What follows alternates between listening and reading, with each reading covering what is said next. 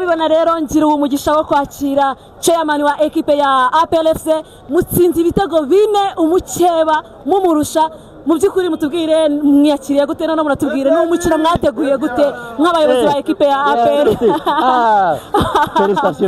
ahuye na rutayizamu William Togwi wanamutsindiye igitego cya mbere cyafunguye derby urabona ko bari kuganira n'umuyobozi we chairman mutubwire n'umukino mwakiriye gute iyi ntsinzi mwayakiriye gute twakiriye neza gutsinda ibitego bine byagomba kuba na bitandatu nuko bagize umukino wa 12 ntavuze uwo ari we nabibonye ariko ndashimira abahungu bakoze neza kandi bariteguye n'umutoza n'ubuyobozi bwa APR bundi bwa Minadefu n'ubuyobozi bwose ndabushimira ko buri muntu hashyize hake wabonye ko byavuyemo ari ibingibi ikibazo cy'amatsiko kugira ngo mbareke umujye mu birori abahungu bawe bari gutegura match y'umukeba yari yongeyemo abakinnyi batandatu abantu benshi bakavuga ngo APR bishaka kuza kuyigora kuko baguze abakinnyi bashyashya mwabateguye gute mu mutwe kugira ngo baze kuza kuba bari hejuru yabo bigeze ahangaha usibye ko tutiga wategura abantu icyumweru kimwe cyangwa bibiri football niba tugomba kuyisesengura mu buryo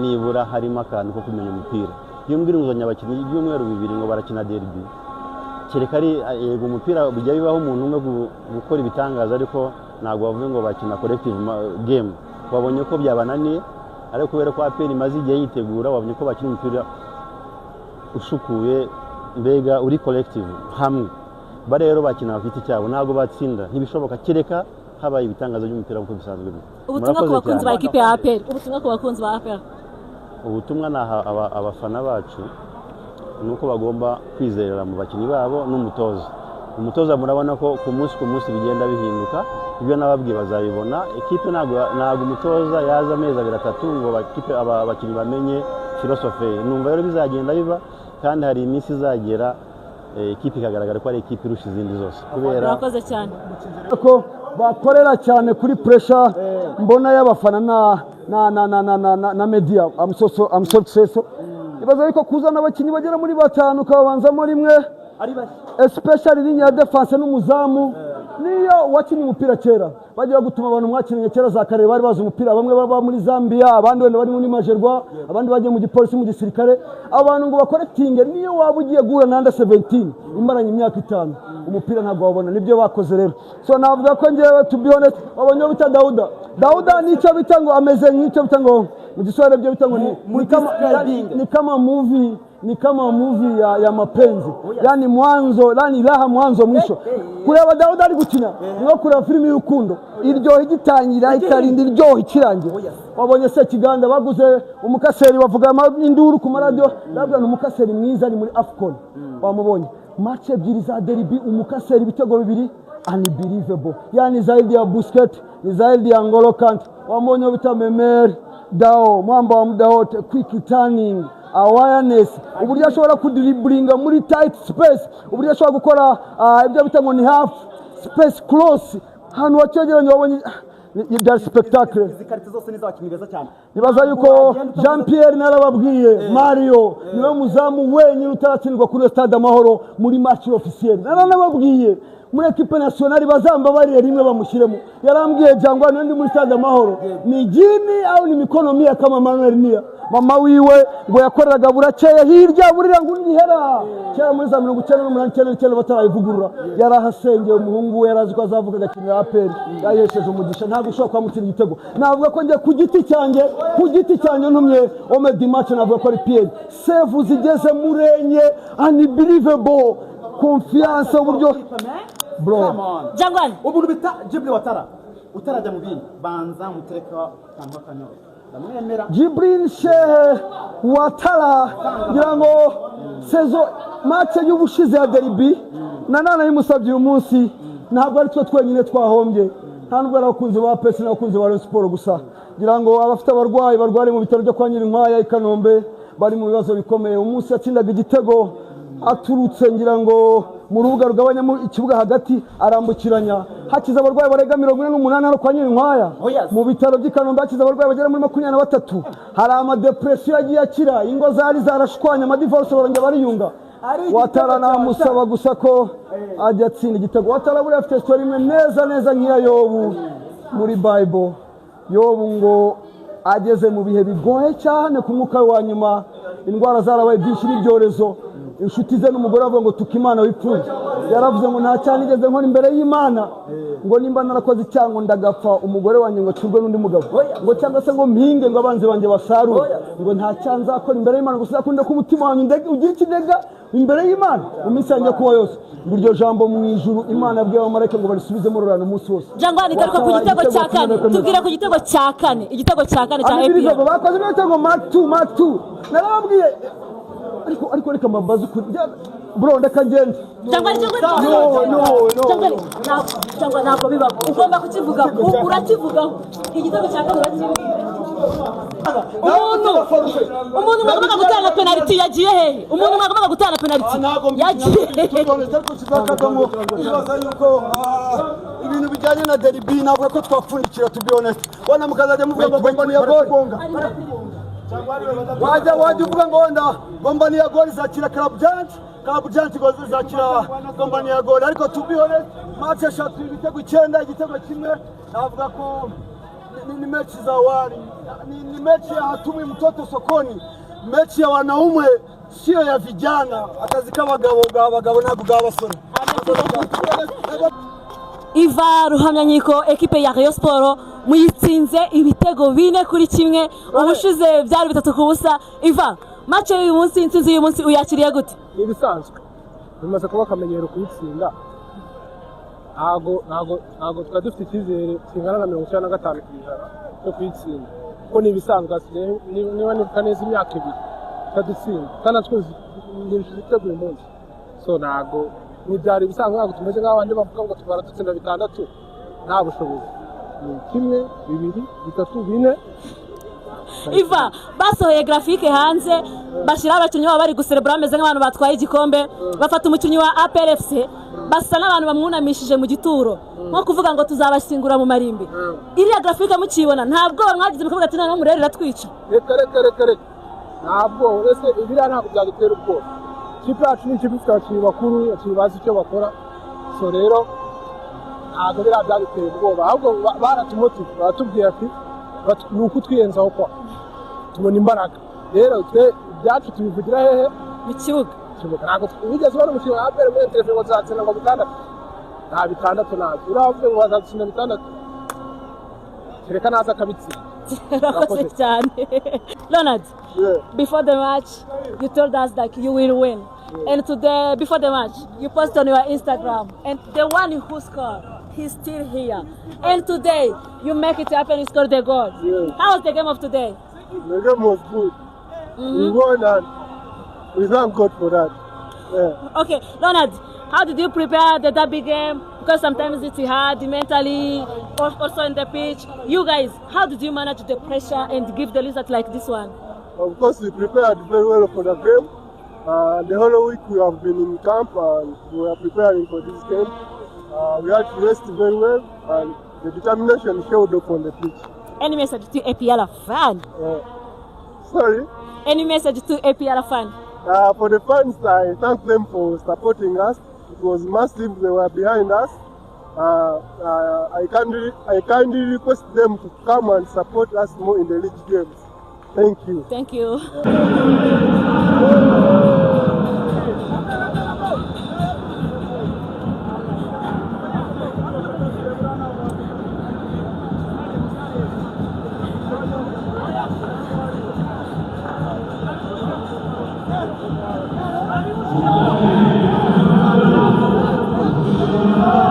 Crema, felicitations.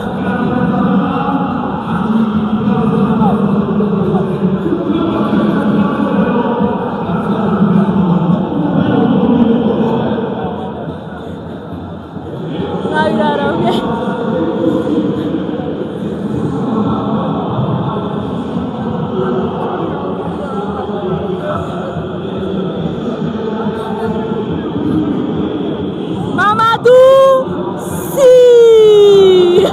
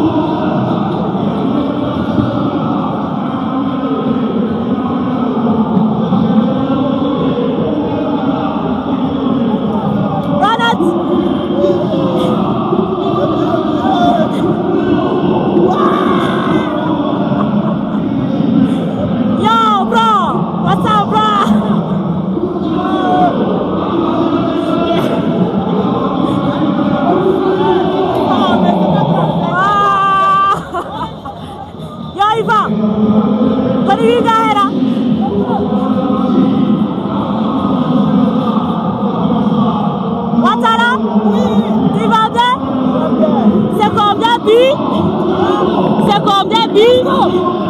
1.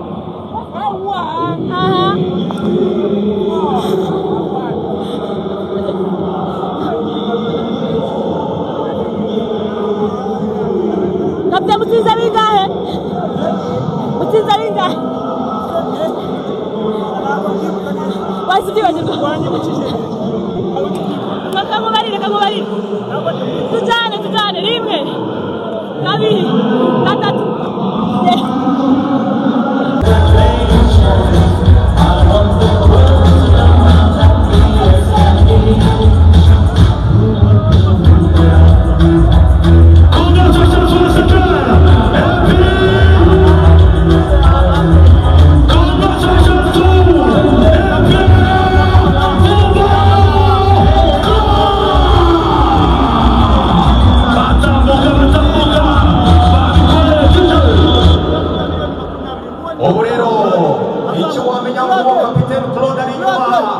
kapiteni wenyine w'ikipe mu Rwanda wagize amaga aterura igikombe kubera ko arebye naho intoki ze zagira n'ikibazo. Uwo ni Niyongabo Claude yakumva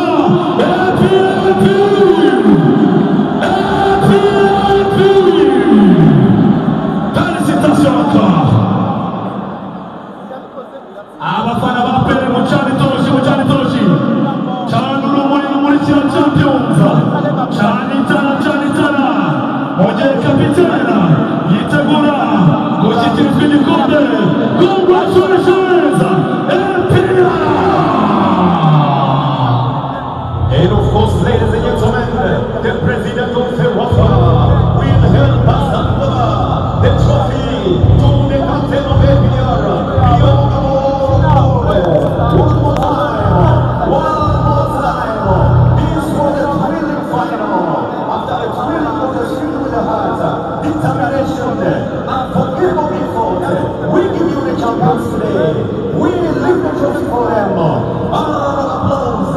Abeza, step minister from the Ministry of Sports, as well as President Alpha.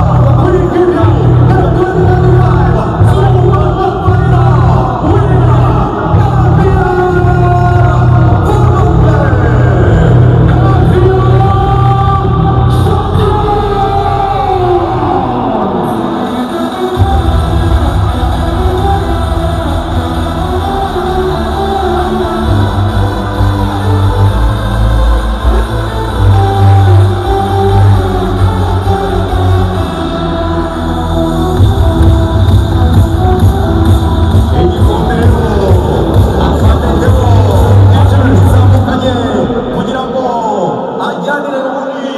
ubuyobozi bwa Pele butandukanye kandi bazamukanye na kapiteni Claude bagiye kwerekeza hejuru hariya intambwe batera bagenda gaturebe bagiye igikombe bakaba bagihaye afande CDS amashyi menshi cyane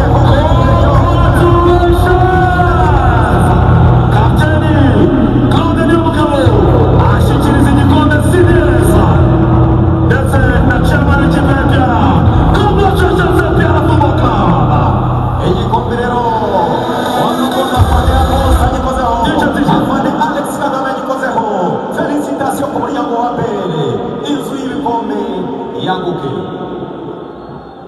Ni ibyishimo rero Claude igikombe amaze kugishyikiriza abayobozi agiye kucyereka abafana b'ikipe ya Pele Football Club n'abakinnyi baramwiteguye. Nanjye ndashaka kumva amashyi yanyu y'abafana mwakira igikombe The Champions Empire Football Club.